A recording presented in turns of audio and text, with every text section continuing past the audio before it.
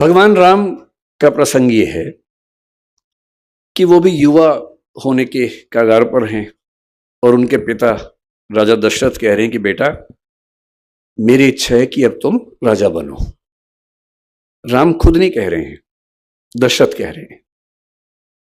राम तो यहां तक कह रहे हैं कि पिताजी ये उचित बात नहीं है।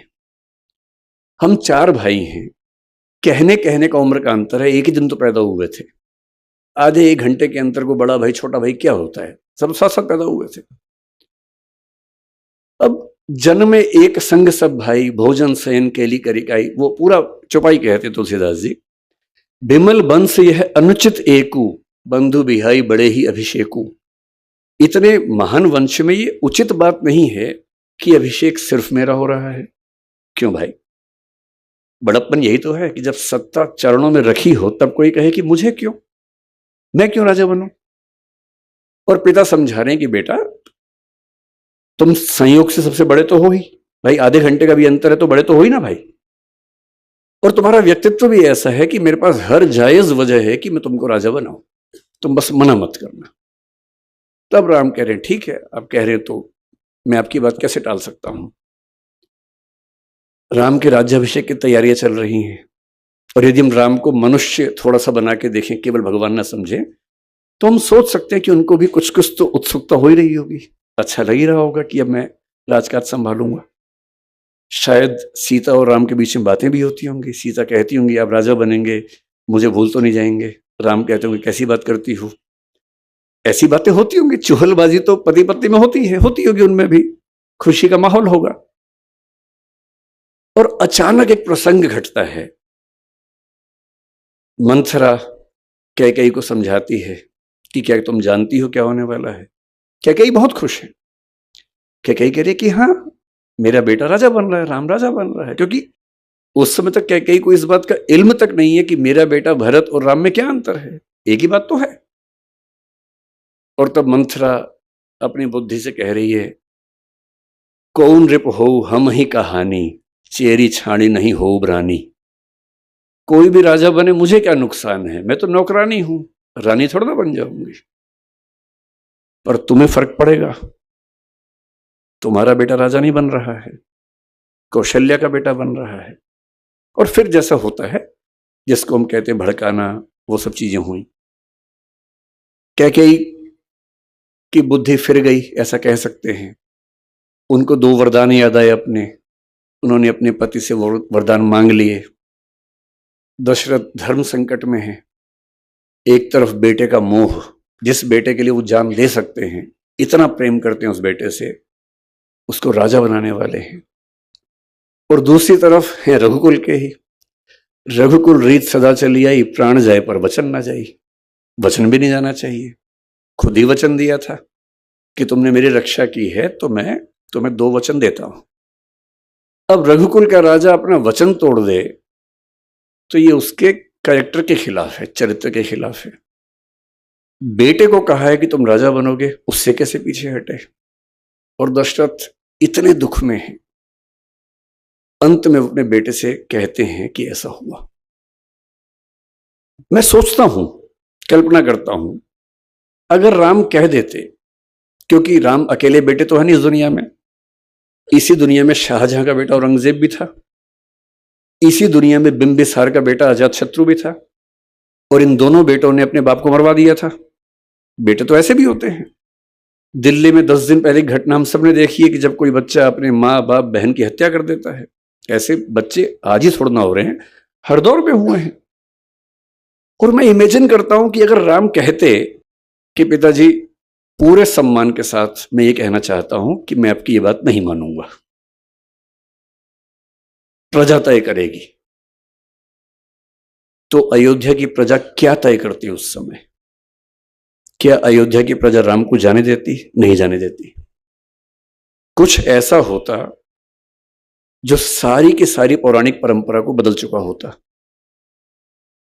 पर राम को पता था कि मेरा असली उद्देश्य क्या है, सत्ता या अपने पिता का सम्मान, अपनी वंश परंपरा का सम्मान। और अपने पिता, अपनी वंश परंपरा के सम्मान के सामने सत्ता क्या चीज है, दो कौड़ी की चीज है। और पिता शर्मिंदा हैं और वो कह रहे हैं कि पिताजी आप चिंता मत कीजिए, मैं वन में जाऊंगा 14 साल के लिए, आप इतना भी तनाव मत लीजिए। फिर उनकी पत्नी ने कहा कि मैं भी जाऊंगी, लक्ष्मण ने कहा मैं भी जाऊंगा। कितना बड़ापन है। अब यहां से दृश्य को काट दीजिए और आ जाइए 1946 में। 1940 के बाद कांग्रेस पार्टी में अध्यक्ष का चुनाव नहीं हुआ है, क्योंकि 1942 का भारत छोड़ो आंदोलन हुआ, फिर विश्व युद्ध चल रहा था 1919 से 39 से 45 तक। विश्व युद्ध के दौरान कांग्रेस का इलेक्शन कैसे हो। 1946 का समय आ गया है, अप्रैल का महीना है। विश्व युद्ध के बाद परिस्थितियां स्पष्ट हैं कि अंग्रेज भारत छोड़ने की तैयारी कर रहे हैं, छोड़ेंगे ही छोड़ेंगे। 1946 का चुनाव हो चुका है, चुनाव में कांग्रेस भारी बहुमत से जीत चुकी है। सबको पता है कि कांग्रेस का जो अध्यक्ष होगा, प्रधानमंत्री बनने का न्योता उसी को मिलेगा अंतरिम सरकार में। अभी भारत आजाद नहीं हुआ है, आजादी 1947 में मिलनी है, मैं 46 की बात कर रहा हूं, 1 साल पहले की बात कर रहा हूं। सबको पता है कि जो कांग्रेस का अध्यक्ष है उसी को भारत का अंतरिम प्रधानमंत्री नियुक्त किया जाएगा, ये सब जानते हैं। मौलाना अबुल कलाम आजाद 6 साल से कांग्रेस के अध्यक्ष हैं। स्वाभाविक सी बात है उनके मन में होगा कि इलेक्शन ना ही हो, मैं ही चलता चलूं। उन्होंने ईमानदारी से अपनी आत्मकथा में लिखा भी है। उनकी मृत्यु के बाद 1959 में शायद आत्मकथा छपी उनकी, उसमें उन्होंने लिखा कि हाँ मेरे मन में ऐसा भाव था। ईमानदारी से सच बोलना ठीक है डॉक्टर साहब, कि लालच था तो ठीक रहता, उसमें मतलब बोझ खत्म हो जाता है। तो अबुल कलाम आजाद ने ईमानदारी से लिखा इस बात को। तो इलेक्शन कांग्रेस का होगा, ये घोषणा हो गई। अप्रैल महीने के अंत तक फॉर्म भरने हैं, ये भी स्पष्ट हो गया। फॉर्म भरने का तरीका ये नहीं था कि आप उठे जाके फॉर्म भर दिया कि मैं बनूंगा अध्यक्ष। उस समय का नियम था कि कांग्रेस की 15 जो प्रांत स्तरीय समितियां हैं, जिसको पीसीसी बोलते थे, प्रदेश कांग्रेस समिति, प्रदेश कार्य समिति, कांग्रेस समिति, वो नॉमिनेशन भेजेंगे कि हमारी ओर से इसको अध्यक्ष पद का उम्मीदवार माना जाना चाहिए। ये नियम था। तो चल रहा था। 15 प्रदेश समितियों में से 12 ने सरदार वल्लभ भाई पटेल का नाम भेजा कि इनको अध्यक्ष बनाया जाए। बाकी 3 ने किसी का नाम नहीं भेजा, एब्सटेन किया कि हम किसी का नाम नहीं भेजेंगे। यानी कुल मिला के एक ही नाम आया, कोई दूसरा नाम ही नहीं आया। अब मामला फंस गया। 29 अप्रैल की डेट सामने आ रही थी, दूसरा कोई नाम ही नहीं आ रहा था। फिर कहते हैं कि कुछ लोगों ने कोशिश की कि नेहरू जी का नाम भी उसमें आना चाहिए। कृपलानी जी इसमें मुख्य भूमिका में थे। उन्होंने दिल्ली की जो कांग्रेस कार्य समिति है, कांग्रेस वर्किंग कमेटी है, CWC, उसके कुछ मेंबर्स के माध्यम से उनका नॉमिनेशन करवाया, जो कि जहां तक मेरी जानकारी है, मैं इतिहास का बहुत गंभीर शोधार्थी नहीं हूं, पर जितना मैंने पढ़ा है उस समय के नियमों के तहत शायद वो संभव नहीं था, तो नियम थोड़े लचीले किए गए उसके लिए। उनका नॉमिनेशन हुआ। अब इलेक्शन होने वाला है।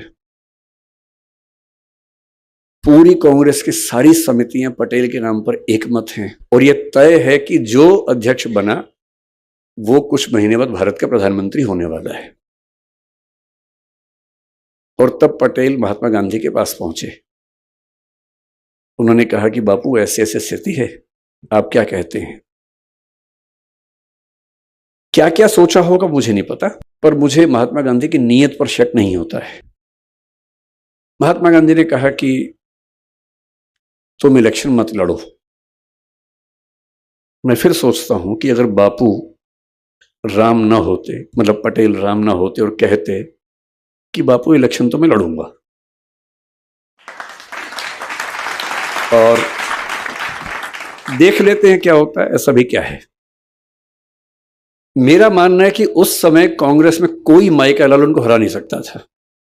कोई माई का लाल उनको हरा दे इलेक्शन में, यह संभव नहीं था।